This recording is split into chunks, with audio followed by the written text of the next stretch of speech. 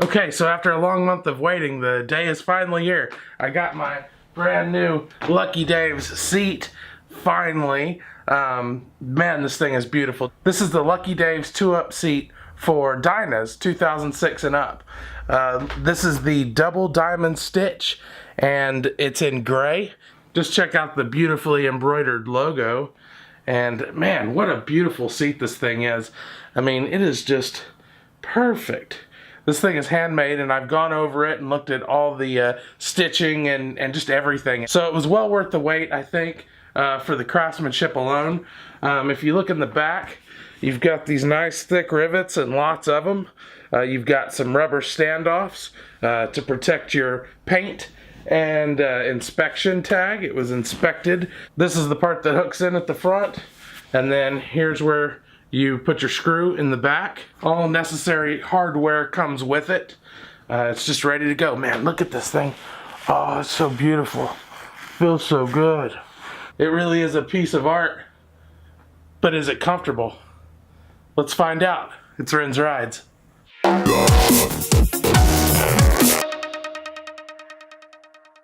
Alright, let's take a good look at this seat on the bike. I mean, it looks really good on there. I've got the sissy bar and the bag off for now, just to kind of show you how it looks, just kind of on its own. I think it's gorgeous.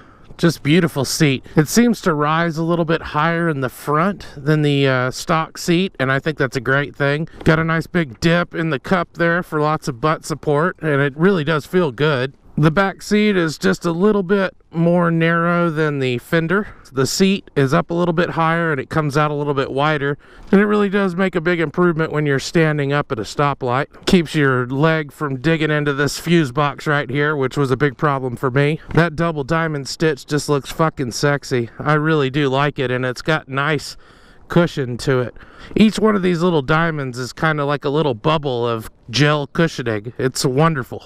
This is the black vinyl version of the seat, and I think it might actually be a little bit grayer than the stock seat, but I still think it matches the bike pretty well. It definitely matches this trim that goes up the gas tank. It seems to be more of a color match for that trim than it is for the rest of the bike.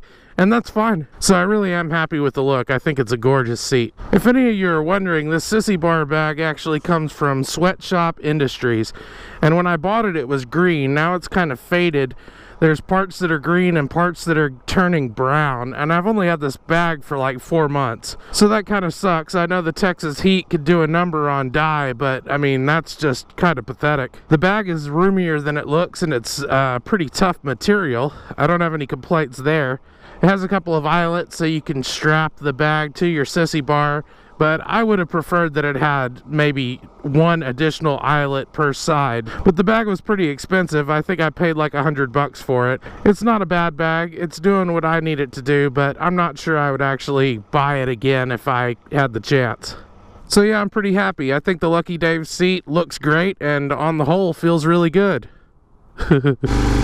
So this is the first ride on my new Lucky Dave seat, which finally came in. I slapped it on the bike, didn't take no time at all, no problems whatsoever. It's a seat, seats are really easy to put on. Now, I know you've got to put some miles on a seat before you can really judge it. So, you know, whatever I say today is just going to be initial impressions thing, just off the cuff remarks, really. It feels good. It's very soft, very, very soft. You could definitely feel the difference in softness between this one and the stock seat. Plenty of cushiness to it, so there's no problem there at all.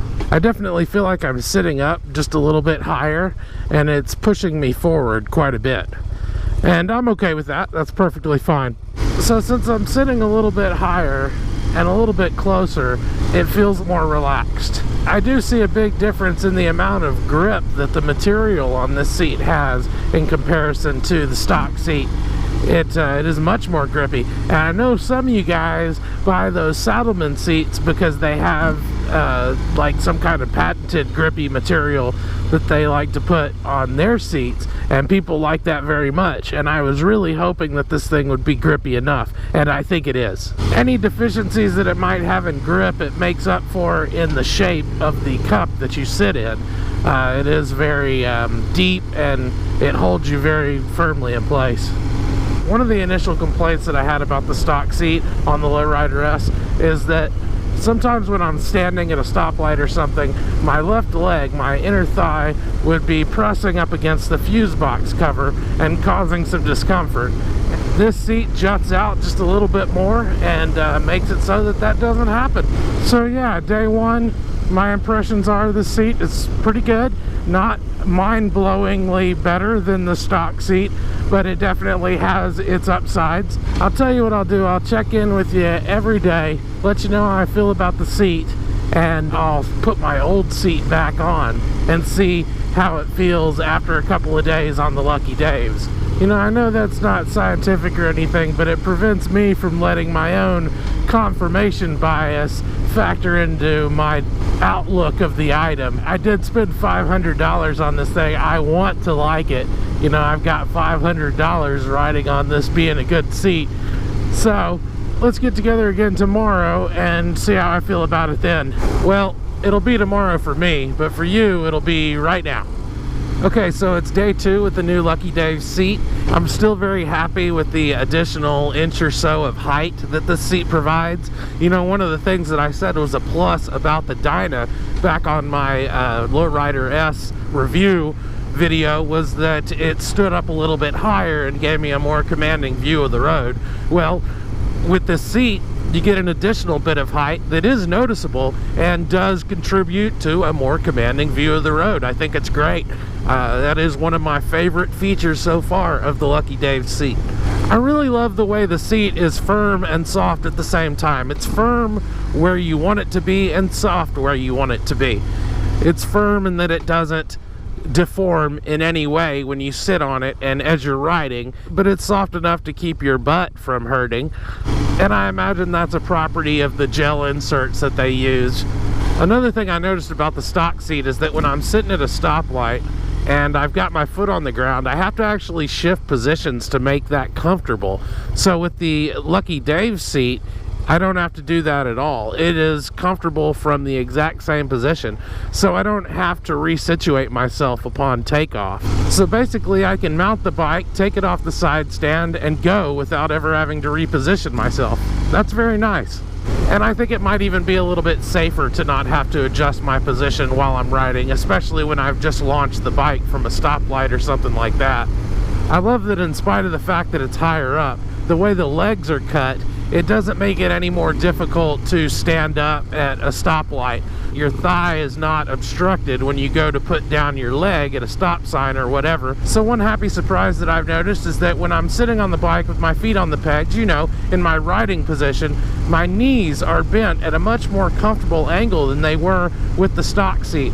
Now, that's just kind of blind luck. Obviously, Lucky Dave's doesn't know how tall I am, so it's really just a happy coincidence. So if you're curious, I'm about 5'9". I couldn't tell you what my inseam is because I'm not really a tailored slacks kind of guy, but hopefully you could glean some insight from that.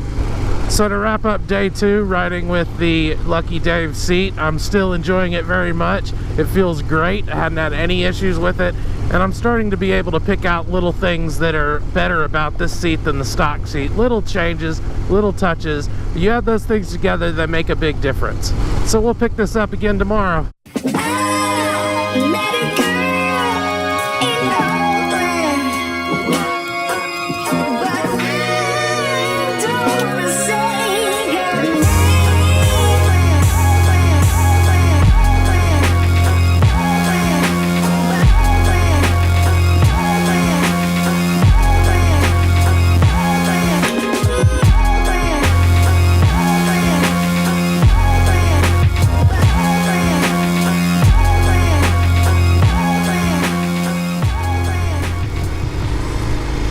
Okay, so it's day 3 and I have just rode at least an hour with the new Lucky Dave seat, and man, I gotta tell you, it was really nice. Not only was the drive just beautiful, these wonderful Texas highways are just a dream for riding, but the seat was absolutely perfect. I have absolutely no complaints. It felt great the whole time. I didn't have to readjust at any point. My butt feels fantastic. It's really just that comfortable. So tomorrow I'm going to introduce a bit of a control to this little experiment of ours. I'm going to put the stock Lowrider S seat back on the bike and ride around with that for a day. See if we can shake any new insight loose off of that. And that's going to start right now. Okay, so it's the morning of day 4 and I have the stock seat back on the Lowrider S. And I gotta tell you, it is not the horrifying experience that I expected it to be. The seat is noticeably lower, and you know, that makes absolute sense. The Lucky Dave seat does ride very high. I'm starting to think that maybe it's higher than an inch, maybe closer to 2 inches higher. And that is something that is a striking difference going back to the stock seat. But with this seat keeping me a little bit lower to the ground, it actually does seem to be a little bit easier to back it out of my driveway. I can get my feet closer to the ground and bend my legs a little and have a little bit more control there. And standing at a stoplight with the stock seat, I can get my foot a little bit more comfortably to the ground. But I don't consider that a mark against the Lucky Dave seat, because the additional height that it provides has some clear advantages that I can see while I'm using the old seat. I feel much lower to the ground. I don't have as much of a commanding view of the road, which I mentioned before, and my knees are bent a little bit more and it's slightly less comfortable. My knees are actually kind of bent upward towards my body on this seat. I have to lean forward with the stock seat a little bit more because the seat is further away from the controls, and I considered the fact that the Lucky Dave seat was a little bit closer to the controls to be a big advantage. So on the stock seat, the padded top is not as soft as on the Lucky Dave's, and the foam core is not as firm as the Lucky Dave's. So the driving factor and the difference between the softness of the stock seat and the Lucky Dave seat is the fact that the stock seat uses a foam pad top and the Lucky Dave seat uses a gel pad top. The Lucky Dave's is softer but still more supportive. Now, it's not just a groundbreaking difference, but the difference is there, and it's pretty obvious to see. One major problem that the Lucky Dave seat has solved for me is that I no longer dig my leg into the fuse box cover when I'm standing at a stoplight. That is wonderful. The stock seat seems to be wider near the rear, so when I put my foot down at stop signs, it digs into my thigh a little bit, which is something that is remedied by the Lucky Dave seat. I'm actually quite impressed with how the stock seat feels after riding the Lucky Dave seat for a few days. I was expecting to hate it. There are clear improvements on the Lucky Dave seat, but the stock one isn't bad either. It does seem to take a little bit more fidgeting to get comfortable in the seat initially. The Lucky Dave seat, with the shape that it has, just kind of guides you right into the right spot immediately when you sit down on it. The lower back support doesn't come up nearly as high on the stock seat, and if I accelerate really quickly, I might find my ass moving towards the top of it. But it's never been a problem where I thought I would come off of the seat. But the Lucky Dave seat comes up way higher in the back, and it really holds you in place a lot better. Lucky Dave's really cradles your butt. It's nice and cozy, and there's not really any chance of you moving around under road conditions and things like that. It's a huge improvement over the stock seat in that regard.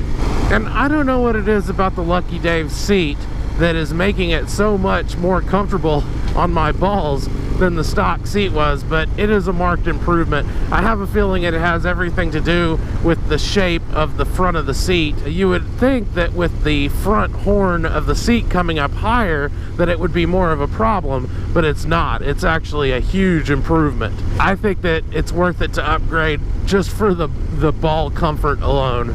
So to sum up what I learned here on day 4, the stock seat is actually pretty darn comfortable, and as I said back in day 1, the Lucky Dave seat is not this big magical comfort machine that's gonna change your life. The differences are subtle, but they're definitely there.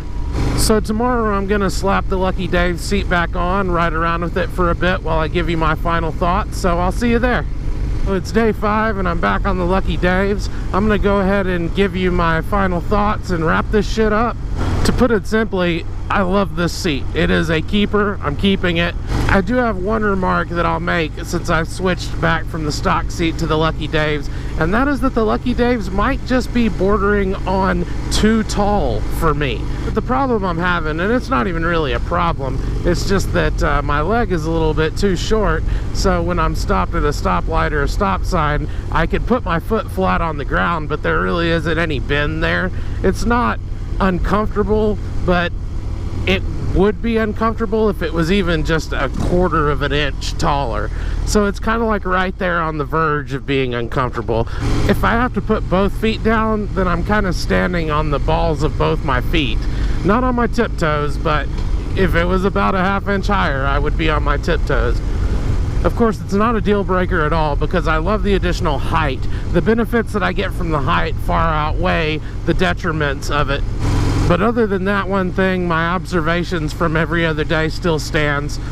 So to sum it all up, the seat is wonderful. It looks good, it feels good. You should definitely buy one. And you should also definitely subscribe to this channel if this is the first time you've been here. I mostly do moto vlogging, but I also do product reviews. I've got several that I've done already, and more in the future as I buy more gear. If it's worthy of reviewing, I'll review it. If you happen to live in or around the Waco area and you want to come hang out with me and the crew of Oni-chan Games, come on down to King's Landing on South Valley Mills. We're there on Wednesdays. We start at 7 o'clock and we make card games and we play card games, and that's pretty much what we do on Wednesday night. So come on down and join us. It'll be a blast. And we also live stream the whole thing, so check the description for links to the Oni-chan YouTube page. You can watch us stream on Wednesdays if you can't make it.